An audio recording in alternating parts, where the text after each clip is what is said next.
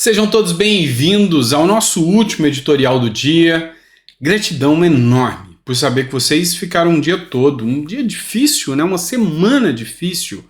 Ficaram uma semana toda conosco, acompanhando as notícias, os editoriais. Assim como vocês, a gente passa por altos e baixos. Agora o canal já está normalizando de novo. E a gente vai continuar com vocês aqui acompanhando. Hoje eu separei uma série de matérias para vocês aqui, para a gente poder discutir um pouquinho sobre isso. Bora começar? Duas coisas. Primeira, hoje é dia da democracia. Pois é dia da democracia. Teve gente que se manifestou sobre isso e a gente vai falar sobre essa questão da democracia relativa do Brasil. Também, eu quero começar nesse editorial falando sobre coincidência. Você acredita em coincidências na política? Talvez não, né? Então, eu preciso do seu comentário nessa primeira matéria. Logo depois de você curtir, compartilhar, isso ajuda muito. Se não for inscrito, se inscreva.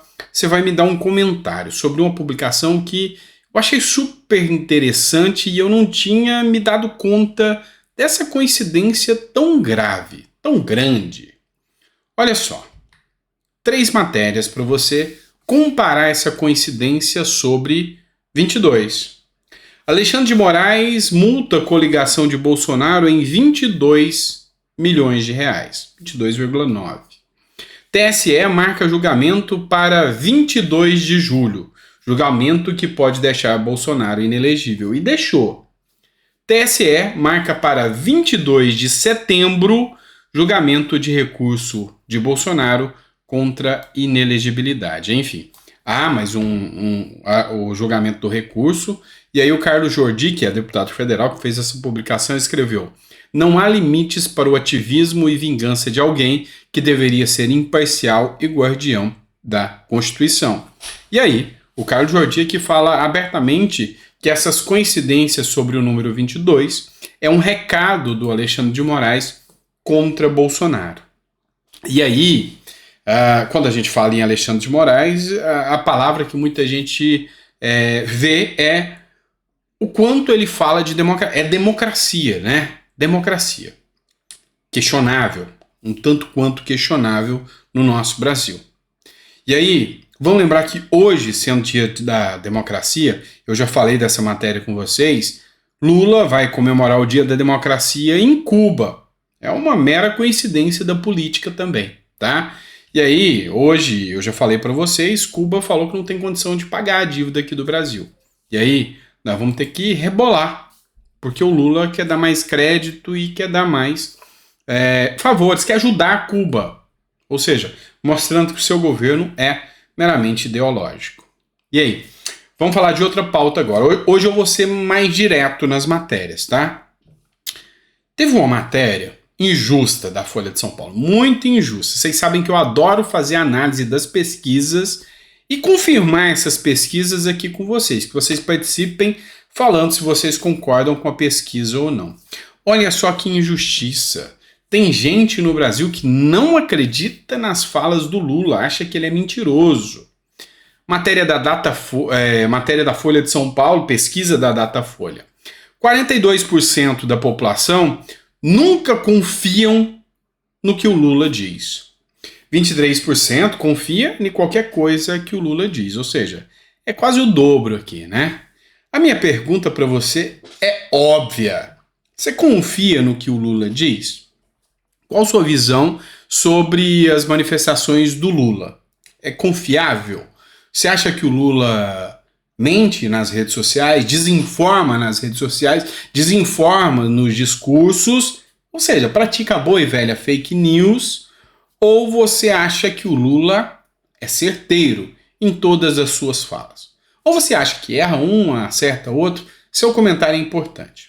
Porque nós vamos começar a perceber que outrora sequer agências de checagem chegavam perto do Lula e do Flávio Dino, apesar de coisas que a população percebia ser gritante. O Brasil é o país vamos dizer assim, da inversão de valores. Lembra que o TSE, durante o período eleitoral, deu ordem para que ninguém, inclusive multou, quem vinculasse Lula a ditaduras. Isso era uma fake news gigantesca. Lula associado a ditaduras, isso é uma baixaria dessa extrema-direita contra Lula. Depois, a gente vê que Lula comemora o Dia da Democracia em Cuba. Uma democracia que ele disse privilegiada. Lembra disso? Mas olha só isso aqui. Essa pesquisa de que 43% dos brasileiros não acreditam no que o Lula fala, talvez seja por causa dessas agências de checagem da extrema-direita. A agência Lupa é vinculada ao UOL. Extrema-direita, tá, pessoal? Extrema-direita mesmo. Ironia, tá? Tô brincando. Mas olha só. 5 frases falsas ditas por Lula no G20 e em outras viagens internacionais. Aí a gente lembra do Mangabeira Anger, né? Que falou que Lula só viaja para espalhar desinformação com conteúdos entediantes e enquanto está destruindo o Brasil. Foi eu que falei? Não, foi alguém de esquerda, tá? E olha só, a agência de checagem Lula usou algumas frases aqui para mostrar que são falsas, mentirosas, fake news. Um terremoto no Marrocos que também não tem muita explicação a não ser a mudança do clima, a não ser o que nós estamos fazendo com o planeta. Isso é falso. Segundo o Serviço Geológico dos Estados Unidos, não existe uma relação entre clima e terremoto. Estatisticamente, há distribuição semelhante de terremotos em regiões com climas diferentes. No caso do Marrocos, pesquisadores explicaram que o terremoto resultou de um fenômeno geológico chamado de falha inversa, o que acontece quando placas tectônicas colidem. Acho que qualquer um que completou pelo menos a 4ª série sabe o que é placa tectônica e terremoto, né? Mas o Lula diz que o terremoto é por causa do clima. Pois é, mentiu, fake news. Tem mais. Mais uma para vocês. Eu nem sabia da existência desse tribunal. O Tribunal Penal Internacional. Lula falou depois de dizer que não quer mais que o Brasil participe do TPI, que é o Tribunal Penal Internacional, falou que nem conhece esse tribunal. Esse tribunal é o que garante que chefes de nações não... Vou até colocar assim para ficar mais completo. Chefes de nações não violem os direitos humanos. Aí Lula não sabe o porquê do Brasil participar do Tribunal Penal Internacional. Que vergonha. Mas aí... essa matéria é falsa, ou seja, Lula mentiu, fake news nele. Desde 2002, o Brasil é um dos signatários do Tribunal Penal Internacional. Em 2003, já com Lula como presidente, a ex-desembargadora Silvia Steiner foi eleita para a corte e atuou até 2016. Segundo ela, foi por meio do empenho do ministro das Relações Exteriores do Lula, Celso Amorim, que ela foi eleita. Foi só isso não, tá? Lula falou que Bolsonaro devia responder no Tribunal Penal Internacional. Pro Bolsonaro, sim, né? Outros fatores mostram que Lula tem conhecimento sobre o TPI. Em 2004, ele enviou mensagens ao Congresso assumindo o compromisso de complementar a legislação brasileira para fortalecer o Estatuto de Roma. O Estatuto de Roma é o que liga o Brasil ao liame, que incluiu o Brasil no TPI. Na verdade, foi o Estatuto que criou o TPI e o Brasil se tornou signatário do Estatuto de Roma, tá? Que é responsável pela criação do tribunal. Recentemente, durante a visita à Espanha, Lula disse que Bolsonaro deveria ser julgado no Tribunal Penal Internacional pela atuação na pandemia. Pois é, mentiu, fake news, 43% dos brasileiros não acreditam em nada, absolutamente nada que ele fala, e ele foi checado pela fake news, mas não vai ser processado, tá? Ele não é de direita. Outra fala dele: eu quero discutir como um país do tamanho do Brasil não tem voos diretos para o continente africano. Luiz Inácio Lula da Silva disse durante uma visita à África. Uma busca em sites de companhias aéreas nacionais e internacionais mostra que há voos partindo de aeroporto de Guarulhos para cidades como Joanesburgo, que é na África do Sul, e Luanda, na Angola, e Addis Abeba, que é na Etiópia. Ou seja, mentiu de novo, foi checado, mas deixa, né? Quando a Dilma deixou o governo, a gente tinha 4,3% de desemprego. É falso, mentira, fake news. No último mês de mandato da presidente Dilma Rousseff, a taxa de desemprego bateu 11,2% no trimestre encerrado, em maio de 2016, quando a petista foi afastada do cargo por causa da abertura do processo de impeachment. Os dados fazem parte do PNAD trimestral. Mentiu de novo. Não sou eu que estou falando não, pessoal. É a Lupa, do UOL. Outra fala do Lula. A decisão da guerra foi tomada por 2 países, Rússia e Ucrânia. Mentira, pessoal. Todo mundo sabe que foi a Rússia que invadiu a Ucrânia. E Lula ainda acha que a Ucrânia, que é responsável, que o Putin, se vier no Brasil, nem preso poderia ser. Tá? É o Brasil de hoje. E aí, agora, vou trazer uma matéria para vocês, que vocês sabem que eu gosto de falar de economia, que me assusta muito, mas muito. Justiça multa Uber em R$1 bilhão e manda a empresa registrar todos os seus motoristas. A 4ª Vara do Trabalho de São Paulo condenou a Uber do Brasil ao pagamento de multa de R$1 bilhão por danos morais coletivos e obrigou a empresa a registrar entre 500 e 774 mil profissionais prestadores de serviço pela plataforma. A decisão foi tomada na quinta pelo juiz Maurício Pereira Simões, em ação civil pública proposta pelo Ministério Público do Trabalho de São Paulo. Estou tentando medir as palavras aqui, tá? Teratológica. É o mesmo que monstruoso, é o mesmo que insano, é o mesmo que algo fora do normal. Você já parou para pensar que nem os motoristas e nem a Uber querem isso? E aí uma associação dessas que vai mamar mais dinheiro ainda com arrecadação, depois se torna um sindicato, dos motoristas que entrou com essa ação. E o juiz deu a decisão. Se não for revertida, a Uber sai do Brasil. Mas não preocupa não. Segundo os ministros do Lula, a gente tem correio. Qualquer coisa, a gente te enfia dentro de uma caixa e manda no pacote por correio. Tá de brincadeira com a minha cara. A Uber é uma empresa que movimenta muito dinheiro. É uma empresa que facilitou muito a vida das pessoas. E se a regra pegar para a Uber, vai valer para o 99, vai para todos os concorrentes. Quem vai ficar aqui no Brasil? E aí tem gente que tem dúvida do porquê Cuba se tornou o que ela é hoje. O presidente está lá comemorando a democracia hoje. Não é por causa de sanção norte-americana. É por causa das ideias de esquerda. É simples assim. E esse tipo de ideia aqui não faz sentido, mas não faz sentido nem um pouco. Dia da Democracia. Quem comemorou? Alexandre de Moraes, no Dia da Democracia, resolve propor aqui um texto para comemorar a democracia. E aí ele escreve: parabéns aos democratas. A democracia não é um caminho fácil, exato, previsível, mas é o único caminho. A democracia é uma construção coletiva daqueles que acreditam na liberdade. Peraí, repete. Aqueles que acreditam na liberdade, tá? Não, de novo. Aqueles que acreditam na liberdade. Aqueles que acreditam na liberdade.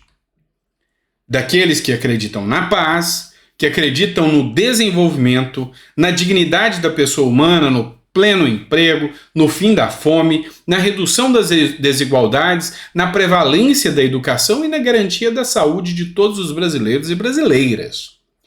Vocês sabem que tem outra coisa que eu adoro fazer aqui no canal. Além de acompanhar as pesquisas, é acompanhar os comentários dos internautas. Esse é o perfil oficial do Alexandre de Moraes, ministro do Supremo. A Nani Barbosa perguntou o seguinte: democracia, na sua visão, é estranha. Democracia é só para os amiguinhos? E aí ela cita aqui o Sérgio Cabral, que foi beneficiado pelo STF. Rafael Vadenal escreveu o seguinte: ha. É dia da piada também. O Alexandre, qual piada? O Davi, a dúvida é apenas quem do STF é o mais odiado pela população em geral. O Antônio Meister, amigo, menos o pessoal, seu amigo que está aí no poder neste momento, está em Cuba, aquela adorável democracia que nunca matou e prendeu opositores desde 1959. Saríssima, lamentável. O Bruno Musa, grande Bruno Musa que eu sigo, economista, ha. completamente fora da realidade. Marcos Mendes, você deveria ter vergonha de falar sobre democracia. Até que eu achei alguém que elogiou. Tá? A Beatriz, parabéns, ministro Alexandre, para mostrar que eu sou bem imparcial. E aí a Fernanda Prestes, não sabia que na democracia era permitido tirar um condenado da cadeia e colocar ele para concorrer às eleições. Não sabia que na democracia também não é permitido inquéritos abertos em tempo indeterminado. Enfim, muita coisa, né? Neste momento, o presidente do Brasil está em Cuba, que é ditadura. Não vejo vocês criticando o ex-condenado por essas amizades. Enfim, daria para ler muito e muito comentário de forma imparcial aqui. Mas a gente precisa seguir para mais matérias. E a outra matéria eu prometo que eu vou largar de pegar no pé do STF. Só que não, hein? Matéria do Metrópolis. Polícia Civil prende funcionário do STF por tráfico de drogas. Metrópolis escreveu o seguinte: atuação da Polícia Civil do Distrito Federal. Ei, Ibanez, não faz isso não. Prende eletricista que vendia cocaína no estacionamento do STF. Policiais da 5ª Delegacia de Polícia prenderam na manhã desta sexta-feira um prestador de serviço de 36 anos do Supremo Tribunal Federal por tráfico de drogas. Na casa do suspeito, em Águas Lindas, Goiás, os investigadores apreenderam diversas porções de cocaína. Vai ser solto, tá? Audiência de custódia, é porque não dá para acompanhar aqui, mas talvez na audiência de custódia já o homem está liberado. Pois é, usando o STF para vender coca. Que coisa, hein? Vamos falar de droga ainda, tem mais uma, mas dessa vez para fazer uma coisa pouco realizada no Brasil ultimamente. Eu vou elogiar o judiciário. E não é o STF, não, é o STJ. E por ter liberado, de certa forma, uma droga, tá? Vocês devem estar achando que eu pirei a cabeça, elogiar a droga, eu sou contra a droga. Elogiar o judiciário, que ultimamente anda dando cada bola fora, como essa do Uber que eu falei para vocês. Mas não, essa eu elogio e elogio com orgulho. O Superior Tribunal de Justiça autoriza pacientes com laudo e que precisam a cultivarem maconha, a cannabis, para fins medicinais. Vocês vão entender o porquê que eu apoio. A terceira sessão do STJ, Tribunal Superior de Justiça, concedeu na quarta-feira salvo-conduto para pacientes que pediam autorização para o cultivo doméstico de maconha, com o objetivo de produzir o óleo de canabidiol, para fins medicinais. Com a decisão, eles poderão plantar erva sem correr o risco de serem acusados de tráfico de droga. Tá, vocês vão entender que, vai ter gente que vai usar isso para traficar? Para plantar e vender? Para, sei lá, que se dane, tá? Mas presta atenção, eu já atuei em casos em que, sabe, a criança tinha uma situação absurda, sabe, convulsões epiléticas, e a gente entrou na justiça e conseguiu o direito ao canabidiol, o óleo. E aí a gente teve que fazer a importação. E, meu amigo, essa família não tinha condição, porque é caro. É muito caro, não é para qualquer um. A gente fez pro bono essa defesa, essa atuação. E aí eu vi o quanto era importante. E aí, cerca de 3 meses depois, essa família volta no escritório. Para agradecer, principalmente. Acho que eles deixaram uma criança para trás e trouxeram outra. Mudou. Atento, conversava. Sabe? Com um foco. Dialogava. Verbalizou, né? Era não verbal e começou. Lógico, água, pedindo coisa básica. Eu vi isso na pele. E a decisão do desembargador aqui do STJ que ele deu foi algo assim, genial. Ele falou o seguinte, olha, assim, com outras palavras, né, eu vou traduzir para vocês. Olha, tá vendo esse Estado ineficiente?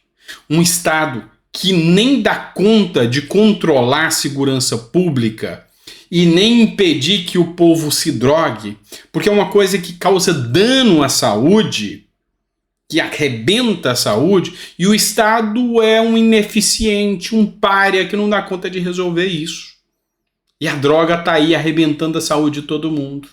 Agora, eu, como desembargador, como ministro do STJ, perdão, eu vou proibir que aquele que vai salvar a sua saúde seja impedido por uma coisa que o Estado não tem nem competência para fazer, libera. Ah, e se usar para fumar para fins medicinais? Que se dane. Eu vou salvar vidas. E aí, eu concordei e eu gostei e eu assinei embaixo e eu bato palmas para essa decisão do STJ porque eu vi na pele. Se um ou outro vai usar, tá tudo bem. Já usam mesmo? Ou você acha que qualquer um consegue comprar um pito na esquina ali? É isso. Agora, o que quer salvar o seu filho precisa de um advogado, entrar na justiça, ganhar e depois importar um remédio caríssimo. Não é assim que funciona. Essa não é a democracia que eu espero. 20 minutos de vídeo. Tô acabando. Matéria do antagonista. Congresso gosta mais do Haddad do que da política fiscal de Lula. A política fiscal do governo Lula não tem boa fama no Congresso Nacional, indica a pesquisa realizada pelo ranking dos políticos, com exclusividade para o antagonista. De acordo com o levantamento feito entre os parlamentares, 36% dos deputados a consideram ruim ou péssima. 36% a avaliam como regular ou ruim para regular. Apenas 27% consideram os rumos da economia sob o governo petista como positivos. Pois é. Eu não concordo em quase nada que os parlamentares fazem, mas nessa aqui eu vou ter que concordar. E aí, vamos além. O Pacheco resolveu pôr peito agora e confrontar o judiciário, o STF, que quer liberar drogas. Mais um dos atropelos. São milhares dos atropelos legais, porque o STF não tem o poder de legislar. E decidir sobre o aborto, em tese, deveria ser o próprio povo, mas se não é o povo, é os representantes eleitos. STF não foi eleito. Drogas? Também. E aí o STF já vai liberar as drogas agora. Já tem 4 votos, se eu não me engano, para liberar a maconha. Para todo mundo. Liberou geral, vai curtir a maconha. Só que aí ele não observa que tem um fornecedor para isso. Tem alguém que vai vender para isso. Ou observa até demais, né? E que essa turma vai ganhar mais mercado. Pois é. Aí o Pacheco resolveu anunciar uma proposta do Senado contra a descriminalização das drogas. Quem publicou esses parabéns foi o deputado Hélio Lopes, o Hélio Negão. Qual a sua opinião sobre esse assunto? O combate às drogas é uma das minhas bandeiras. Quando é para criticar, eu critico. Nesse caso, depois de muitos anos, eu tenho que parabenizar uma atitude do presidente do Senado, Rodrigo Pacheco. Ele está junto com outros senadores, com uma PEC contra a descriminalização das drogas. Pois é. Vai votar, vai dar certo, vai sair, vai aprovar e o STF derruba. Parabéns aí, ó. Estamos no rumo certo da democracia. Bora lá, ó. Outra matéria, portal do R7, Record. Mulher, foragida por envolvimento nos atos do dia 8 de janeiro, é presa no Paraguai e entregue à PF. A Polícia Federal prendeu na noite dessa quinta-feira uma brasileira que estava foragida por envolvimento nos atos do dia 8 de janeiro em Brasília. Riene Munhoz Marçula Teixeira, de 32 anos, foi entregue à Polícia Federal pelas autoridades paraguaias na Ponte da Amizade em Foz do Iguaçu. Ela é a terceira pessoa ligada a manifestações que estava no Paraguai e que foi presa no país vizinho, tá, pessoal? E aí, bomba, viu? Bomba, porque vai pegar 17 anos, porque o que se tem de discussão é que abriu um precedente aqui para a maioria dos presos, né, no dia 8 de janeiro. Beleza? Então, teve uma postagem em que foi publicado uma foto do Boulos. Sabe por que eu não vou publicar? Porque o fotógrafo que tirou essa foto do Boulos, imagina a cena, invadindo o Ministério da Fazenda, ou a Secretaria da Fazenda, sei que tem a ver com a Fazenda. em cima de um balcão, chutando papéis, e essa foto viralizou. E o Eduardo Bolsonaro publicou essa foto. Está sendo processado, então eu não vou fazer isso também. Mas você já conseguiu mentalizar ela na sua cabeça, eu já fiz meu papel. O ponto aqui é que, por que essa turma não vai pegar nada? Fica por isso mesmo. Eles estão se manifestando. O outro lado, e eu não sou bolsonarista, deixo claro, e não concordo com as invasões. Acho que foi um bando de besta que fez aquilo e tem que responder, mas responder na primeira instância pelo crime de vandalismo, pelo crime de depredação do patrimônio público e por aí, sabe? Dentro do normal. 17 anos de prisão. Até o Joel Pinheiro fez uma publicação. 17 anos de prisão para um cara que invadiu, um cara que tinha, sabe, ficha limpa. Um cara sem precedentes criminais, sem antecedentes. E o cara vai e me manda 17 anos de prisão. Matsunaga pega 16. Bruno Goleiro menos. E aí vai. O Collor pega 8 com 20 milhões. Quantos brasileiros não morreram por falta de equipamentos que esses 20 milhões poderiam comprar? Roubar o dinheiro do povo. Isso não é atentado ao Estado Democrático de Direito e à democracia? 8 aninhos. E aí essa turma com 17, isso não é normal, não podem recorrer, enfim, é sem precedentes isso.